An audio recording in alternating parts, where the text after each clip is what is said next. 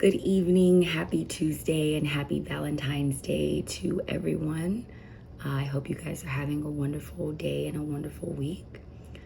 So this is going to be my TED Talk style video discussing Vygotsky's intersubjectivity in group work, how scaffolding can assist in group learning, and what role internalization plays in the group learning process. I do apologize for any mistakes. Just bear with me. And so we'll just get right into it. So we are currently learning the constructivist learning theory for this week's topic. According to the text, the constructivism learning theory is a paradigm in psychology that characterizes learning as a process of actively constructing knowledge. So individuals create meaning for themselves or make sense of new information by selecting, organizing, and integrating information with other knowledge, often in the context of social interactions. So it's basically social learning and learning through social interactions, socialization, kind of sum it all up. There's two types of constructivism, individual and social. Individual constructivism is a person constructing knowledge by using cognitive processes to gain knowledge from experience rather than by memorizing facts provided by others. And social constructivism is when individuals construct knowledge through an interaction between the knowledge they bring to a situation and social/cultural exchanges within that context.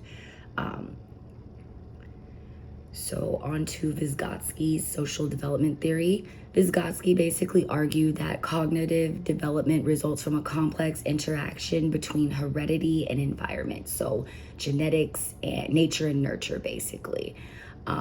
What he called the natural and cultural lines of development, according to the text. So there's also the mention of the ZPD, or the zone of proximal development.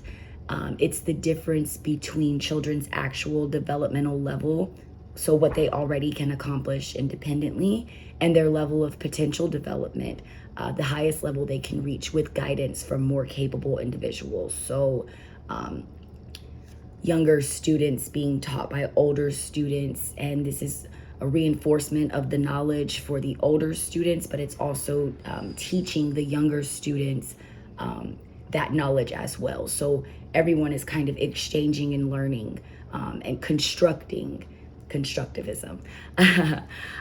Okay, so interaction with adults or more capable children. So as I was saying earlier, the older children and the younger children example, are those with higher ability on tasks that are slightly above children's current level, enables optimal learning to occur. With this type of interaction, children develop new skills and internalize more advanced ways of thinking, reaching a new level of potential development. So the example that I have here is basically, when a toddler age child is introduced to playing like a video game, like Roblox or something on like a tablet or a phone, and they may not know how to read the words. They may not even know how to fully access getting into the phone to get to the game. However, they learn this over time if they have an older individual, like maybe an older child or a parent that teaches them how to, get into the device, how to find the game, even without basically having that knowledge of being able to read what the game is, but they can kind of, either see how the other individual got to the game, or they're able to memorize what the game looks like, how the path to accessing the game, etc. So they're basically constructing their knowledge based off of being taught the process of how to access and play the game on the device, even though they may not have all of the pieces of the puzzle, like knowing how to read, knowing, all of the information that they need. So I just use that as an example. And I hope I'm making sense here. I really do. Bear with me. So intersubjectivity is essentially shared understanding or co-construction of knowledge. So as I said, with the older students and the younger students, the older students are able to capitalize on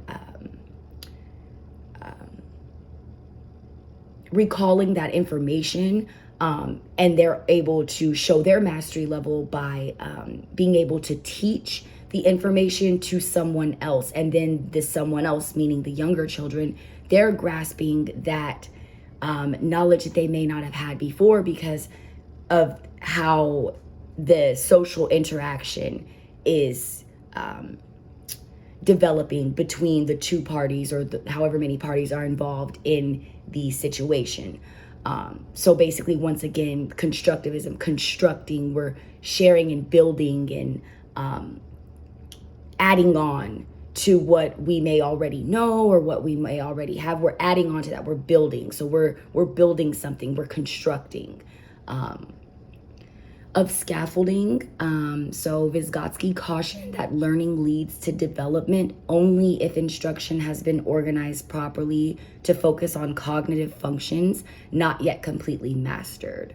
So teachers should create a zone of proximal development in which social interaction and collaboration lead the student to use and develop new cognitive processes and skills. Internalization is defined by the text as occurring when an individual progresses from performing cognitive processes with a more capable person socially to performing them independently and mentally. For example, when a child goes from only being able to remember maybe a bedtime story, they can remember what the person reading the story is saying to them. So they grow from hearing the story and having the story read to them to being able to pick up the book and read the story themselves. And this is internalization, from being able to learn from hearing someone else read the story. This other individual was able to construct their ability to read as well. So now they're able to not only hear the story and remember what is being said in the story, but now they can independently read the story for themselves, without just memorizing, without just recalling from memory. They can physically now read the story. So I hope this sums up all the topic questions that we were supposed to be answering with our video. And I hope you guys have a wonderful day. I hope I made sense. And good luck to all of you in your future personal and academic endeavors. Have a great night.